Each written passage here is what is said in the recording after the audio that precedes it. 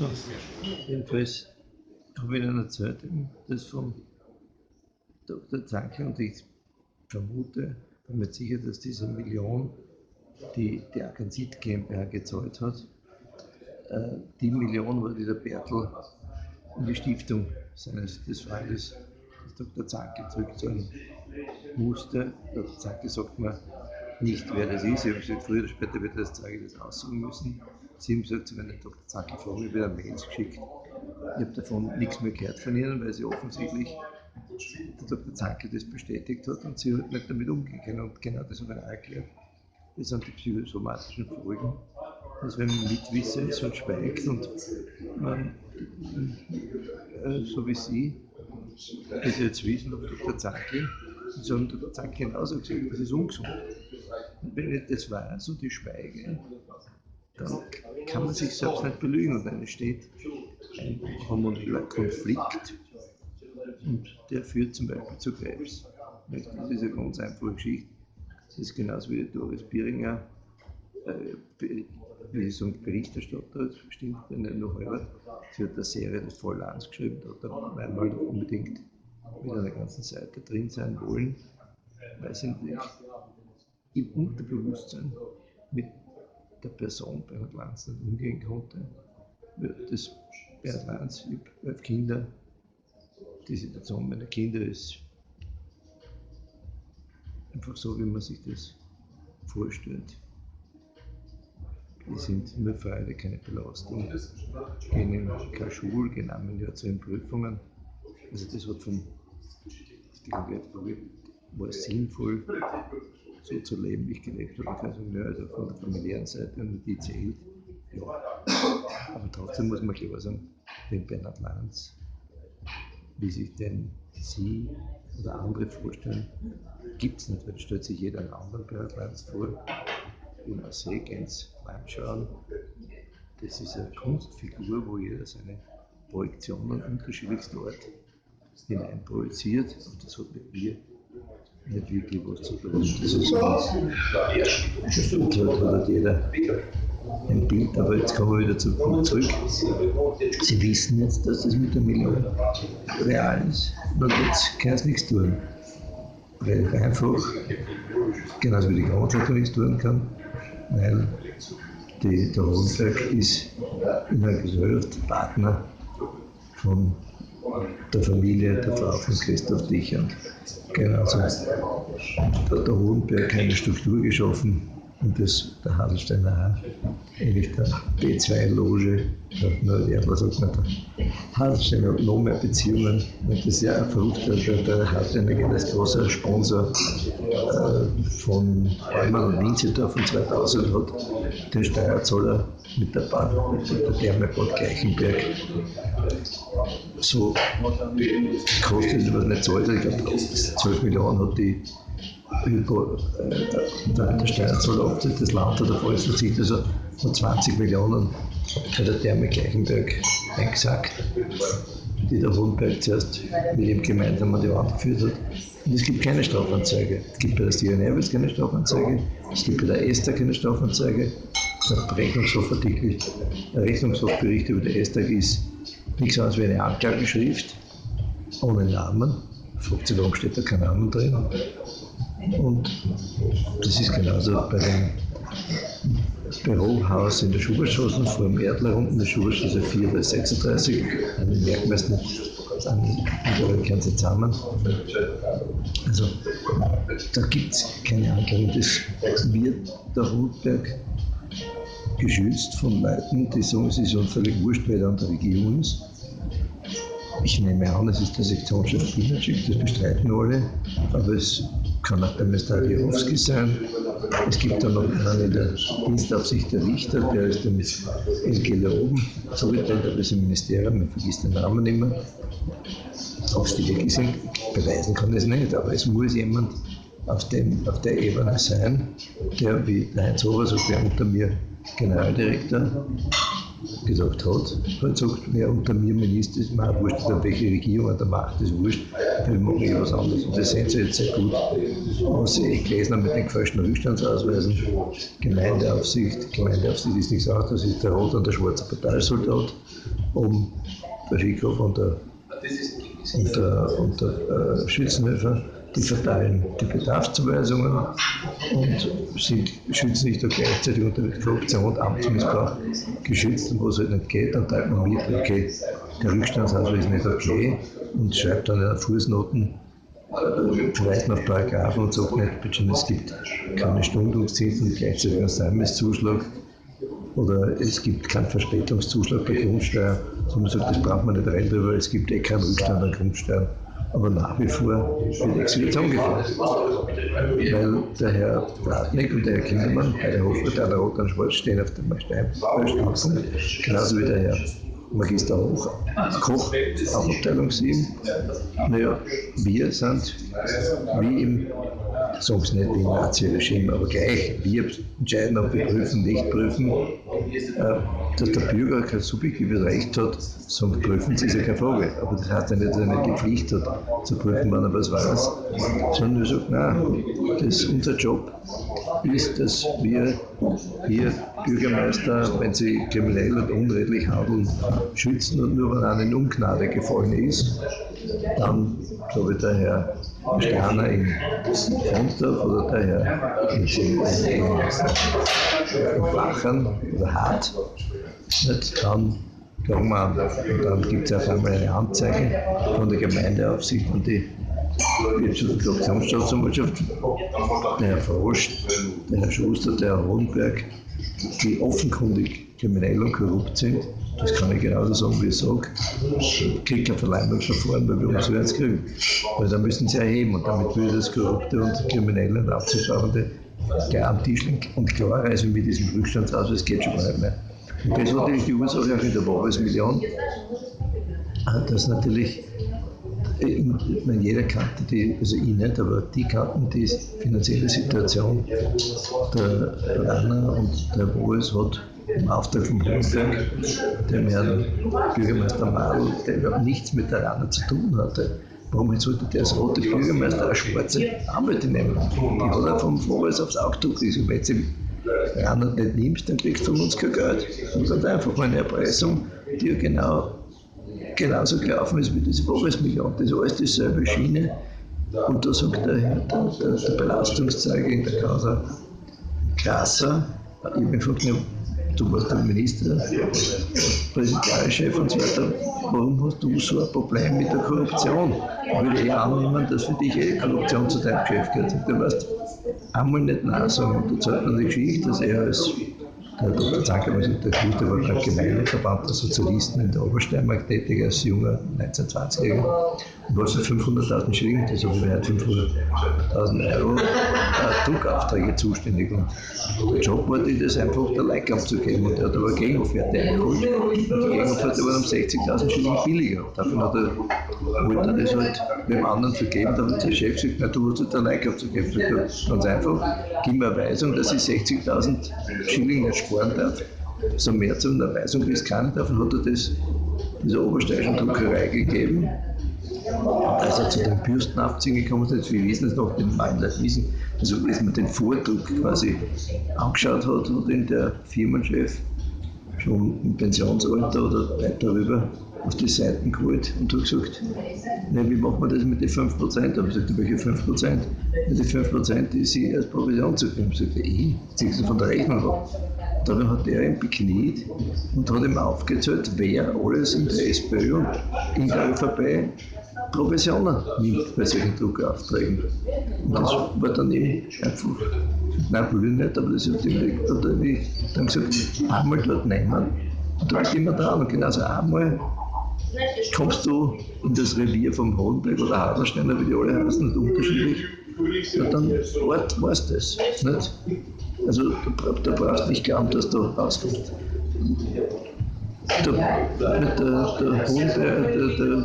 Wie kommt man auf diese Wahnsinnsidee, aus See einen gefälschten Rückstandsausweis zu machen, wo ich nicht einmal eine Zahl wissen muss, indem ich einschreibe, vom ersten auf der Fälligkeit bis zum Tag der Vollstreckbarkeit Stundungszinsen.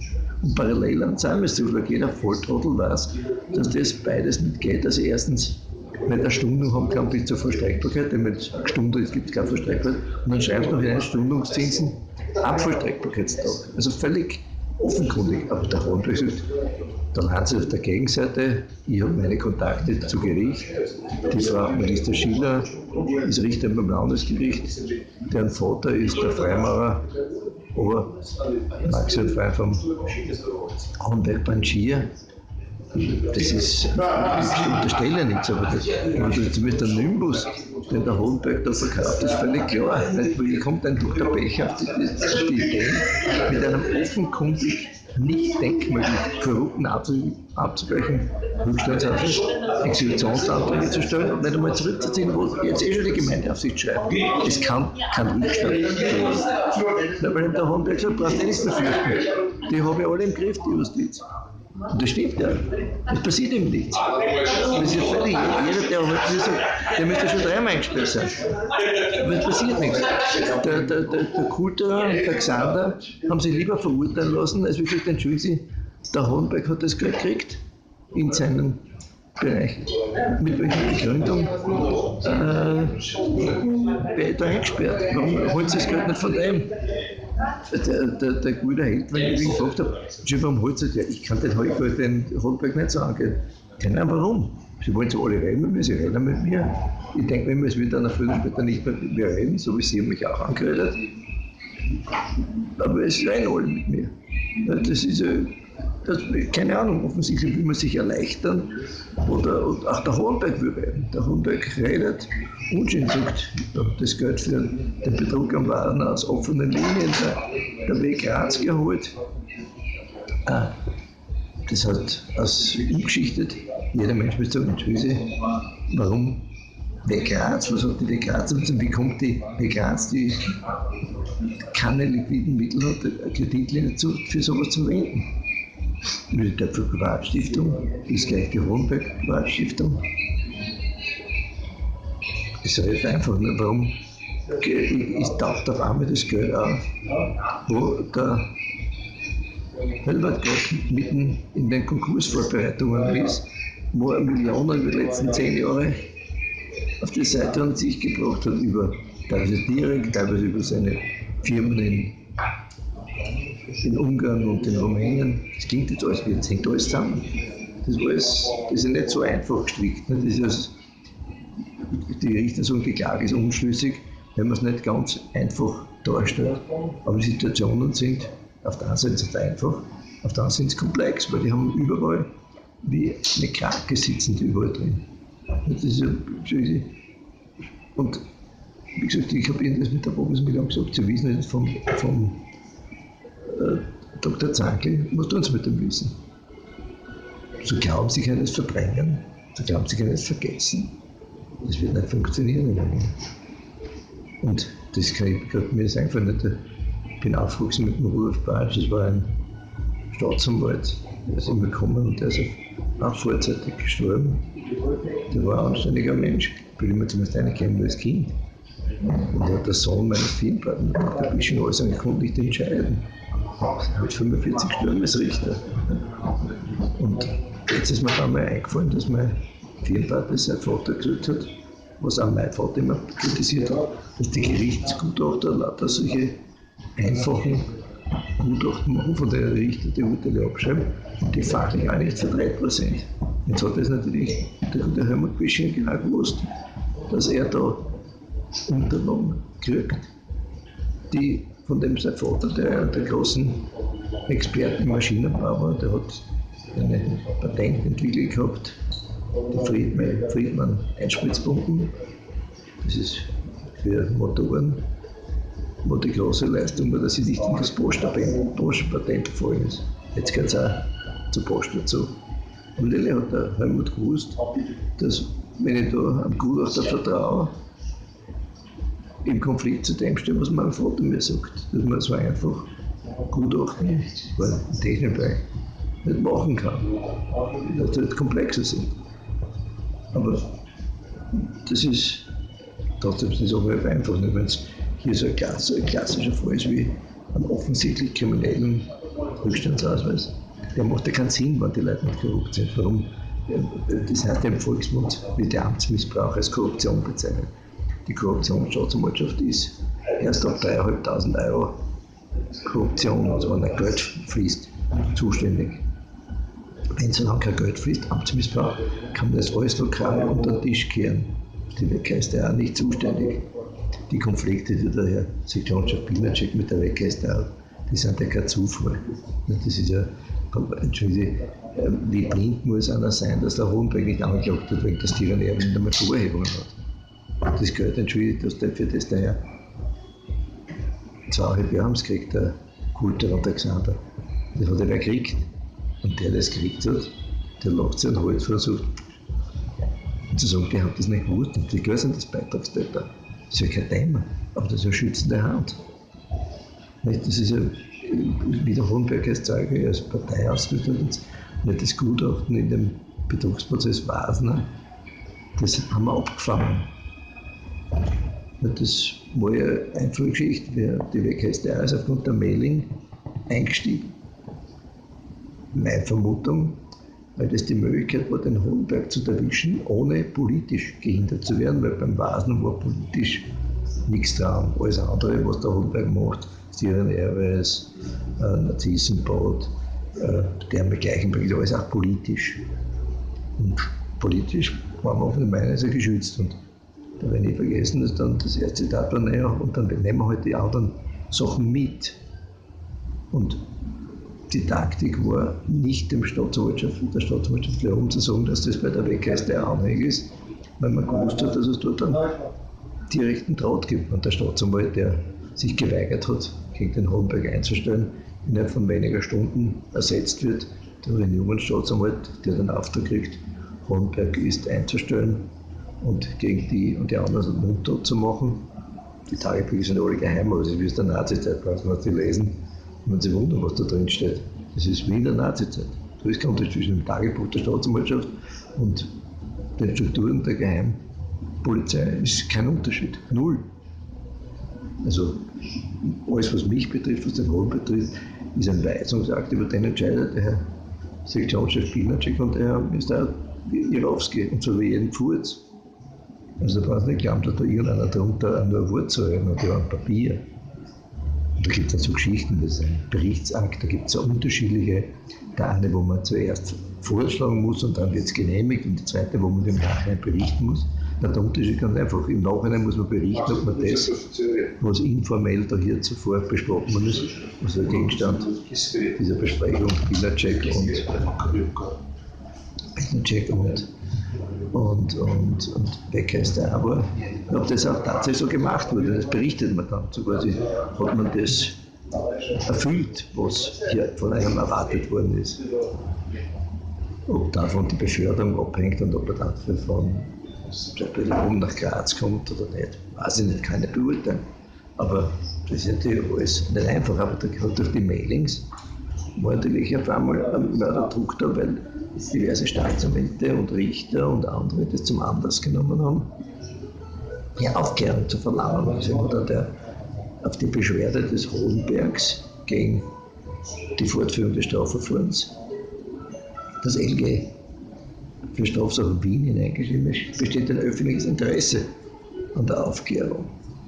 Und das haben sie auch unterlaufen. Sie haben ihn oben eingestellt und dann hat der Hohenberg einen Antrag gestellt und abgesprochen, dass also die WKStA natürlich, wenn hier eingestellt ist, aber wir haben einen Fortsetzungsantrag gestellt, den wir beinahe nicht gestellt hätten, weil wir gedacht, den braucht man nicht, weil er mittelt die WKStA, dann wäre es nicht leicht gewesen, hätte man nicht neu ermitteln dürfen. Das schwieriger ist nicht wirklich so, weil beim Birnbrühl-Beitrag haben sie zweimal eingestellt gehabt und dann sind sie wohl angeklagt, also das ist auch nicht so eindeutig, aber wurscht. Und da sind sie die Anweisung unterlaufen, indem sie dem Gutachter den Auftrag nicht entzogen haben, sondern nur quasi gesagt, innezuhalten. Es war ja klar, dass der Gutachter, der will sein Honorar haben, der hält zwar inne, aber wird natürlich früher oder später ja sagen müssen, was er gemacht hat. Das war ja daher nicht, war auch ein Grund gewesen. Also man sagt, man kann den nicht, bevor wir das nicht eingestellt haben gegen Hohenberg, den Auftrag nicht stornieren, weil am Schluss legt er Rechnung und in der Rechnungsnachweis beweist er, worum es da geht. Und dann wäre auf einmal das, was er dann geschrieben hat auf einer Zeile, aufgrund seiner umfangreichen Tätigkeit, dass es eben 9,5 Millionen mindestens wert ist. Tatsächlich das weitaus mehr wert, weil der Hohenberg, so hat der Richter gesagt, also da hat er dann die WKStA den informellen Auftrag bekommen, die subjektive Tatseite zu prüfen. Also hat der Hohenberg überhaupt gewusst, was das wert ist. Und der ist ja kein Experte so auf die Art. Der Hohenberg ihm gesagt, das ist eine Landwirtschaft, der Gutachter der Bertl, weil der weiß ja, ist ja kein Experte für Landwirtschaft. Und da hat der Richter gesagt, also über eins brauchen wir nicht diskutieren. Der Hohenberg ist der Experte in diesen Baufragen, der hat genau gewusst, was man mit der Liegenschaft machen kann. Also über das brauchen wir nicht diskutieren. Aber die WKStA hat sehr wohl dem Gutachter den Auftrag gegeben, was ja ganz erstaunlich ist, weil der Gutachtersauftrag normal ist, dass geprüft, dass der Gutachter sagen muss, ob der Hohenberg das hat wissen müssen können. Jetzt wissen wir, dass das 95.000 Quadratmeter Bauland sind in bester Lage mit privatem warmen See, in einer leichten Südwestanlage uneinsehbar. Das hat allein einen Wert von 1.000 Euro Quadratmeter. Und das sind 95 Millionen Euro. Also das ist ein enormer Betrag. Also das kann man sich gar nicht vorstellen. Und wenn Sie die Hälfte nehmen, das ist jetzt blitzartig bei 10, 20, 30, 40 Millionen Euro. In ganz Europa gibt es sowas nicht mehr. Nicht was wenn Sie als Multimillionär in Europa was kaufen wollen, dann haben es nicht vergleichbares 47 Hektar, davon 95.000 Quadratmeter Bauland mit einem einzigen warmen See im Salzkammergut. Das hat einen enormen Wert. Und Hohenberg hat das alles gewusst. Und der Hohenberg spielt sich nicht den Trottel, sondern der will natürlich sagen, wie gescheit er ist. Und hat zitiert dann die VBGH-Entscheidung, dass der Bereich ausgeschlossen nur sagt, der Wasner und sein Vater haben es auch gewusst. Und dann hat er das Problem. So, die kann am Raumbildschirm steht im Flächenwidmungsplan drin, landwirtschaftliche Fläche, wenn das ein Badebetrieb ist. Die Gemeinde hat dort einen Badebetrieb betrieben und im Flächenwidmungsplan war betrügerisch falsch. Ich habe gefragt, den Gutachterbund, ich kann bitte keins mal erklären, warum sie dort den Badebetrieb nicht im Flächenwidmungsplan drin haben. Du kriegst nur blöde Antworten. Weil was heißt das nicht? Das heißt, wenn im Flächenwidmungsplan drin steht landwirtschaftliche Fläche, heißt die Gemeinde Bad See will dort keinen Badebetrieb. Das ist absurd. Das ist, die Gemeinde betreibt dort einen Badebetrieb und erklärt im Flächenwidmungsplan, dass sie zwar gegen den Bestand nichts unternehmen kann, aber eigentlich will es keinen Badebetrieb. Das ist ja schlicht gelogen und schlicht also falsch. Und der Gutachter, den der Hohenberg da als Gefälligkeitsgutachter, der wegen Betrug auch jetzt beschuldigt ist, den Ratschen genommen hat, hat dann nicht gewusst, was er mit 9.500 Quadratmetern machen soll, weil ich konnte schlicht nicht das landwirtschaftliche Fläche bezeichnen, hat er genannt Zubehör zum Badesee. So also gibt es eine Widmung und ein Baurecht, das heißt Zubehör zum Badesee. Und das ist Bauland oder landwirtschaftliche Fläche, alles andere gibt es nicht. Also das sind Dinge, wo jeder Blinde jetzt sind. Wir haben das so nicht gewusst. Wir haben den Hofer Schwarzberg gefragt, warum kann dort im Freiland eine Yoga-Plattform gebaut werden? Da wird der Sonntag zum Tourismus, das war mal klar, Bauland. Und dann war der klar, warum baut er diese Yoga-Plattform nicht auf dem Grund der Gemeinde? Warum wird das zuerst versucht? Im Westufer, wo es nicht Gemeindegrund ist, nämlich Bachgrund, der Gemeindegrund, was immer weiter. Außerhalb des Bachbetreibs Badebetrieb. Ja klar, weil mit der Yoga-Plattform wollte er beweisen, dass die ganzen 95.000 Quadratmeter Bauland sind. Und natürlich über den Herrn Gasperl gefragt, warum fahren Sie jetzt einer Bauverhandlung, wo Sie hinschreiben, Freiland, Sie können dann nicht eine Bauverhandlung führen, wenn Sie Freiland haben. Im Freiland können Sie keine Yoga-Plattform hinstellen. Und zu sagen, wegen der Unterschrift Wasner haben Sie es abgeteilt an den Frosch, die Unterschrift, wo der Wasner die Unterschrift gegeben hat, hätten Sie im Freiland bewilligt. Das ist der Frosch hat er dann, der Schuster hat er im Namen vom Frosch dann bewilligt, ohne Unterschrift vom Grundeigentümer, mit einem Bescheid, der von vor bis hinten schlichter Betrug ist, weil wo das Gebäude hinkommt, ist zwischen dem Wassermeister und dem Bewilligungswerber der Hohenbergischen Hotel Wasner GmbH. Also können Sie eine Baugenehmigung, wo Sie nicht festlegen, wo das Gebäude auf dem Grundstück zu sein hat. Wenn Sie den ganzen Bescheid anschauen, dann ist der von vor bis in Amtmissbrauch. Und warum macht ein Herr Hofer-Schwarzberg keine Anzeige? Der hat zuerst unter Meinungs auch reagiert. Und dann hat man ihm erklärt, warum er nicht so reagieren hat. Und seitdem macht er das, was der Hubert-Prating und Robert Kindermann bei der Abteilung 7 machen, in der Gemeindeaufsicht macht er es in der Fachaufsicht, den Amtsmissbrauch und die Korruption zu schützen. Der schreibt beim Schwarzbaugebäude Kameraufplatz drin, das ist übrig geblieben vom Vitalbad. Da sind 20 Meter Unterschied. Das ist ein neu errichtetes Gebäude, schwarz. Das hat der Herr Gasperl als Baureferent ihm genau mitgeteilt, die Pläne geschickt, dass das überhaupt nichts mit dem Vitalbad eigentlich zu tun hat. Ja, dieser Trafo, der korrupte ehemalige schwarze Bürgermeister dort ins Vitalbad hineingebaut hat und nicht gesagt hat, dass er dort für sein E-Werk, das hat ihm gehört, auch die anderen Leute mitversorgt. Und dass das die Gemeinde über die Kurbetriebs GmbH, in der dieser Leimer Geschäftsführer war, das zahlt hat. Und sich dort indirekt korrupt bereichert hat. Das ist genauso wie der Herr Schuster einen Kaffeetag gemacht über den Kameraufplatz und sich prekaristisch 5 Parkplätze geben lässt, indem er die MPB-Hotelrichtung, die keine Ahnung davon hat, er sagt, naja, die 5 Parkplätze für die Bewohner des Hauses Gumetzki-Platz 58. Das ist nur er, seine Familie. Und dann bei der Aussage bei der WK ist einer sagt, das sind die Parkplätze auf dem Gemeindegrund gegenüber vom Haus Gumetzki-Platz 58. Der hat ja den Vertrag geschrieben. Warum sollte er in dem Vertrag, den er mit der MPBA drin sind, 5 Parkplätze drin sind, die auf dem Gemeindegrund sind? Das ist ja, das kann man einfach nicht. Also, aber jetzt kommen wir wieder zurück auf die Voves-Million. Das Voves ist ein Sittenbild. Nicht? Sie haben gehört, der Voves hat sich aufgeregt, dass der Schützenhöfer die Wahl ausgerufen hat und damit quasi vertragsbrüchig geworden wäre. Aber sagt der Schützenhöfer jetzt, nein, ich habe mit ihm geredet und wir sind wieder Freunde. Ja, was hat er gemacht? Er hat gesagt, du kannst dich erinnern an die Voves-Million, die Lanz und der Wasner posten schon überall. Sind wir wieder Freunde. Was hat welche da wo wir 5 Jahre sitzen können und das nachgeschaut wird? Wir können nicht wieder Freund. Haben Sie irgendein Wort gehört zum Voves dazu? Der sagt, ja, ich bin wieder Freund vom Schützenhöfer. Nein, das ist erledigt. Der Mann hat zum Beispiel, naja, der Voves hat so erkannt, dass das mit den Freimaurer nicht so ist und hätte es ruhig gestellt. Und der Karl Kubinski gesagt, also eine Freimaurer-Mitgliedschaft kann man nicht ruhig stellen. Da muss man auch sagen, die etliche Freimaurer sind absolut korrekt. Das ist nicht so, Freimaurer ist gleich Gauner. Auch wenn das der Kubinski sagt, na, ist klar, unter die Freimaurer, und dem es viel weniger gibt als Katholiken, gibt es natürlich einen größeren Prozentsatz an Gaunern. Also, aber es gibt auch unter den Katholiken Gaunern und unter den Burschenschaften und egal wie. Also, der erzählt das ja durchaus entspannt.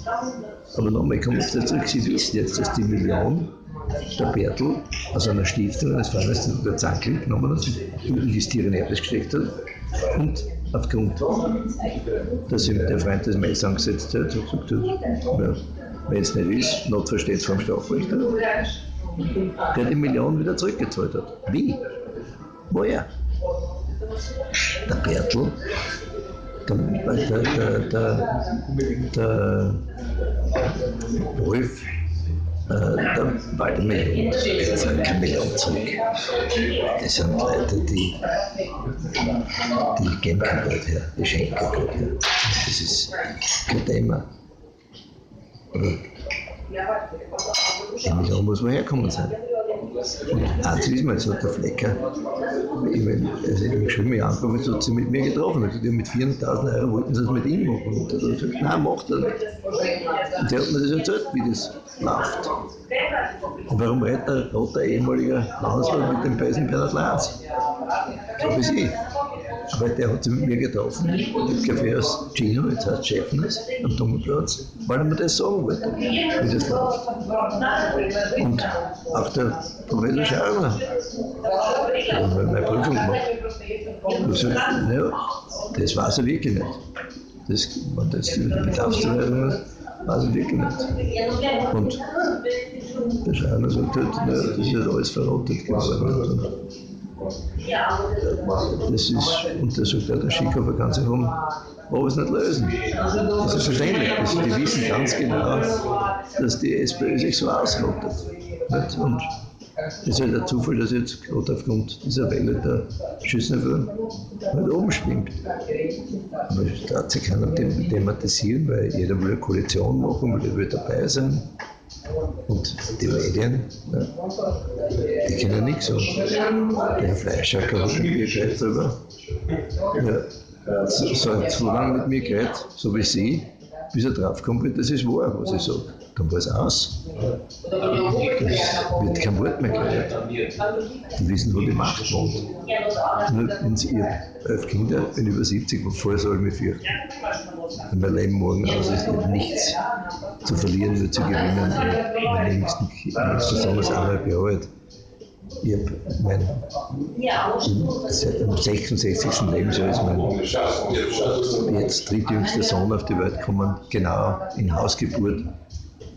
Der letzte Sohn ist überhaupt allein, weil die Hebamme ganz viel Übertragung gekommen ist, allein, nur Mutter mit mir in Hausgeburt zurückgekommen. Also ich habe einen 1,5-jährigen, einen 3-jährigen, einen 4-jährigen Sohn und in Summe halt zwischen 30 und 1,5-jährig. 8 Söhne und 3 Töchter, die nur Freude sind, weil ich aufgrund meiner eigenen schulischen Erfahrungen, obwohl ich die Oberstufe Volksschüler war bis zur Studiumshälfte und eben meine Handelsrecht und jetzt heißt es Unternehmensrecht und bürgerlichen Recht und öffentlichen Recht die Landprüfung alle sehr gut gemacht habe. Ich kann nicht hinwegtäuschen, dass diese kurzen sporadischen Kindergärten, Volksschule und Unterstufe einfach eine horrible Erfahrung war. Und bei den ältesten Söhnen das größte Problem war, beim ältesten Sohn der Blume klar zu machen, dass der nicht für Mutter oder mich in die Schule geht, sondern für sich. Und er hat diese Unterschriften völliger Blödsinn, das will selber unterschreiben. Und als er 14 Tage lang nicht in die Schule gegangen ist, dann habe ich ihn in die Schule geführt, habe mich vor die Schule gestellt und gesagt, was? Du kannst jetzt da reingehen in die Schule oder heimgehen. Mir ist es völlig wurscht, ob du in die Schule gehst, da lügen wir nicht an. Und da war ihm der Professor Beil, der meinen Sohn da unterstützt und die Blume sagt, dann hat er relativ Mindestzeit den Master in Architektur gemacht und hat Architekt in Spanien tätig und hat dabei wie alle meine Kinder mir Geld selber gegeben. Wissen wollen, zwischen mir und meinen Kindern gibt es keinerlei finanzielle Beziehungen. Die anderen Kinder gehen nicht in die Schule, da sind sie mit in der Unterschule, kein Kindergarten, Unterschule, nicht in die Schule gegangen. Der Sohn, der jetzt 17 wird, wollte die Oberstufe gehen, ist ein Jahr gegangen. Danach hat er und der zweite, waren 2 Beste in der Klasse, die haben beide abgebrochen im ersten Jahr und gesagt, das ist Zeitverschwendung und machen jetzt Matura mit Lehre. Der eine bei Raphael, der andere beim Anwalt und gehen halt zu den Prüfungen. Die anderen Kinder gehen halt einmal im Jahr zu den Prüfungen hin und lernen, wollen lernen, mussten nicht lernen, tun. Meine Tochter, die älteste meiner Töchter, geht jetzt in die 2. Klasse der Oberstufe. Da ist dahergekommen, dass aus demokratischen Gründen, obwohl sie einen sehr guten Vokabeltest hat, müssen nicht die Eltern unterschreiben, damit wir nicht nur die schlechten unterschreiben müssen, das habe ich schon überrissen. Und daraufhin hat der Lehrer geschrieben, sage ich, meine Tochter ist geschlechtsreif. 16 geht nicht für mich in die Schule, geht nicht für die Mutter in die Schule. Ich bin gegen die Schule. Ich finde, es ist eine Zeitverschwendung. Wieso dürfen Sie verweisen, meine Tochter von der Schule? Sie geht dorthin gegen meinen Willen, aber sie ist gewählt, sie kann selber entscheiden. Davor hätte sie auch gehen können. Alle meine Kinder müssen nicht in die Schule gehen, wenn sie gehen wollen es nicht. Und dafür hat sie den Brief der Lehrerin gesagt, du musst jetzt eine Lösung finden. okay, du brauchst keine Unterschrift bei den Eltern bringen, aber ich wollte es aus demokratischen Gründen so machen, aber ich verstehe den Standpunkt. Und die anderen Mitschüler verstehen das auch. Das ist, und ich habe keinerlei Probleme mit, ich kenne nur Probleme, das waren, also wenn meine Kinder frei sind, wenn sie ein Wissen kriegen, ich werde davon gerannt. Da sieht man ja, was die Schule anrichtet. Ich kann bei einem sagen, bei 11 Kindern kann ich nicht mehr sagen, das ist ein Ausnahmefall. Und die haben Handys, die hängen am Handy, es geht dann am Nerv, aber sie lesen, sie haben ein Wissen, aber sie haben natürlich tagsüber ist die Familie auf Coworking Space. Der eine macht seine Lehre, der eine macht halt seine Lernsachen, was er Wissen annehmen will, und der andere macht halt ihre quasi beruflichen Sachen. Das ist halt ein gemeinsamer, wir bauen auf ein gemeinsamer Arbeitsplatz, Lebensplatz. Und am Abend geht jeder in seine Höhle zurück und fertig. Und Zankel, der Zankel so hat er meinen Kindern Wissen gegeben. Und da ist ein ganz wesentlicher Faktor, dass sie sich gern mögen. Dass die Währung ist Emotion. Und wenn man sich die Lebenswelt gemacht wird, dann will man von dem auch wissen. Und der Zankel hat denen sensationell politische Sachen erzählt. Und die haben das auch gemerkt. Und so, das war der Umstand, warum ich dem Dr. Zankel das erzählt habe, von der Voves Million, hat man das erzählt. Und jetzt dann einfach Herr Weniger, was tun Sie jetzt? Sie können sagen, Herr Lanz, Dr. Zankel, das stimmt alles nicht, das Freund gibt es nicht.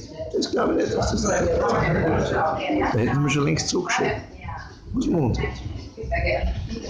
Und das ist genau das Dilemma. Und ich war 4 Jahre unschuldig in Haft, 23 Jahre habe ich eine Anklageschrift am Hals gehabt. Und er gewusst, ob sie ist falsch. Eine Überlebensstrategie. In der Haft habe ich alle meine Beschwerden zurückziehen müssen. Dafür habe ich gekriegt, was ich zu überleben brauche. Kartoffeln mit Butter. Und dann habe ich noch einmal einer misshandelt. Und dann hat der Psychiater das organisiert mit dem damaligen Anstaltsleiter und gesagt, okay, wenn ich mich nicht beschwere, dann darf der Beamte nie mehr in meine Nähe. Und die habe ich auch machen müssen. Aber das ist natürlich eine enorme psychische Verletzung gewesen. Ich war da von einer psychiatrischen Behandlung, um quasi damit umgehen zu lernen, dass ich selbst unrechtfertigt bleiben muss, um zu überleben. Ich bin nicht so ohne. Und dann, als ich aus der Haft herausgekommen bin, meine Kinder durfte ich nicht sehen, die Mütter haben mich zurecht verlassen und warum sie jetzt mit einem bleiben, der im Häfen ist. Na, da habe ich diese Anklageschrift gehabt. Vom OMG hat es abgewiesen, auf der Klinger. Was mache ich jetzt? Ich bin schon 4 Jahre unschuldig gesessen. Ich bin doch kein Trottel zu glauben, dass ich in der Relevanz so beschuldigt oder unschuldig bin. Denn das muss ich mir stellen. Also, da glaubt sie mir, bestechen Sie den Dr. Zigeuner. Also, 5.000 Schilling genommen und den Dr. Zigeuner bestochen, hat mir Verhandlungsunfähig geschrieben. Und gleichzeitig wieder Therapie gebraucht, um das zu handeln. Und im Endeffekt ist ich tatsächlich verhandlungsunfähig geworden. Also, das hat mir aus der Bahn geschmissen. Ja, und dann ist halt noch dazu gekommen, dass der Richter Dr. Krüger auf fesche Frauen gestanden ist und da waren in meiner Umgebung fesche junge Frauen und die waren ihm sympathisch, hat sie mal ins Konzept gepasst, der Staatsvollzug vom Land will nichts mehr hören. Und dann ist natürlich abgegangen. Der Anwalt, der mich verleihmt angezeigt hat, ist gleich Krebs gestorben. Der Anzeiger, der das geduldet hat, mir hat in Thailand eben erst Tsunami seinen einzigen Sohn verloren. Den Dr. Krüger, wie Sie wissen, haben sie eingesperrt. Und dann ist genauso im Folgegutachtens ist mich rehabilitiert und ist dann im Krebs gestorben. Und was ich nicht einmal gewusst habe, dieses 17-Jährige, die da ihn beschuldigt hat, ist dann in einer Tiefschlafkur mit 17 Jahren in Linz verstorben. Der Dr. Klinger ist mit knapp über 40 mit dem Fahrrad gestorben. Mit dem Dr. Zapotoczky wollte ich haben wir so klein, dass wir zusammensitzen, 3 Monate später waren wir mit 69 tot. Der Gutachter, panische Angst, die Ketten zur Rechenschaft ziehen, weil mittlerweile die Finanzbehörde und die Zivilgerichte entschieden haben, so, dass sich daraus ergibt, dass mein Strafurteil falsch war. Ganz einfach, man hat die Berufungen laufen lassen, damit der Lanz nicht sagt, man hätte gewonnen, wenn sie es laufen lassen. Und dann sind sie tatsächlich erfolgreich gewesen. Damit war das Problem. Ich war damals schon so gaga mit einem Doppelleben, aber der Frieder Hütter hat mir zum Beispiel geschwitzt, ich habe für Moretti 1,5 Jahre lang alle Verträge, alles unmöglich, Freund, alle Sachen gemacht. 1,5 Jahre lang habe ich die Struktur geschafft, alles umgestellt. Und da bin ich natürlich mit dem Frieder Hütter in Kontakt gekommen und gesagt schon, erwähnen Sie mich nicht. Sie sollen alle glauben, ich bin tot. Und habe so ein schizophrenes Leben entwickelt. Und mit einer Phobie, einer gewaltigen. Wo ich erst heute weiß, wie schwer sie ist, aufgrund dessen, wie ich übrigens den Richteroberhaupt Dr. Redmacher, die uns wechselig gegrüßt haben, wie angstvoll das auf einmal für mich war. Und das war das erste Mal mit dem auf einer Feuerwehrübung zusammengetroffen bin, obwohl ich gar nicht gewusst, dass er Richter ist, war das nicht so angstvoll. Und ich war vor ihnen Angst, für Gott und der Welt Angst. Ich gewusst habe, was mir passieren kann. Und wie dann aus See vom Primschitz als Partner vom Hohenberg und vom Dr. Leudl beschimpft worden bin. Meine Kinder waren da oben, die habe ich quasi verheimlicht. Da habe ich einen Therapieschock gekriegt, das ist jetzt schau es mal an. Wo ich es angeschaut habe, war die Strafe, war die Anklage zurückgezogen. Weil jetzt habe ich der Frau von der Finanz gesagt, die dort mit dem Nebenstaatswart Fauler gesessen ist, wie können Sie hier sitzen und nicht dem Dr. Fauler, dem Magister Fauler sagen, dass das alles, was da drin steht, ein völliger rechtlicher Schwachsinn ist. Das ist nur herumgedruckst. Aber im Endeffekt war die Anklage weg. Der falsche Gruß, ja, aber noch das und das und das. Ja. Und das war ein Fall, der hat mich einmal befragt gehabt während der 2011. Da haben sie mir wieder, man glaubt, man kann mir so eine Zeit denken.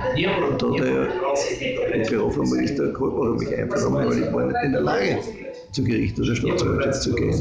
Im Rahmen Zeit. Und dann, 2-3 Monate später, da war die Anna, die hat mir die Handelsrechtsprüfung gemacht und beide Sehr gekriegt. Dann die Prüfung hat sich bis 3 Monate vor dem Tod der Professor Wünsch noch erinnern können, weil das die Einzelprüfung ist, die er vergessen hat. Und hat ohne eine einzige Frage zu stellen, der Anna und mir mit dem Motto, wir kennen alles, ein Sehr gut gegeben, weil er spät gekommen ist. Die Anna war angestrebt. Ich glaube nicht, dass sie Sehr gut gekriegt hätte, aber so war er natürlich auf einmal mit lauter Sehr gut und habe ein Begabtenstipendium gekriegt und habe mit 5.000 Schilling damals mit dem Geld nach Amerika fliegen können. Weil meine Diplomprüfung, die 5. Diplomprüfung war dann alle Sehr gut. Und konnte fliegen. Natürlich eine angenehme Begleiterscheinung. Und jetzt habe ich den verloren. Aber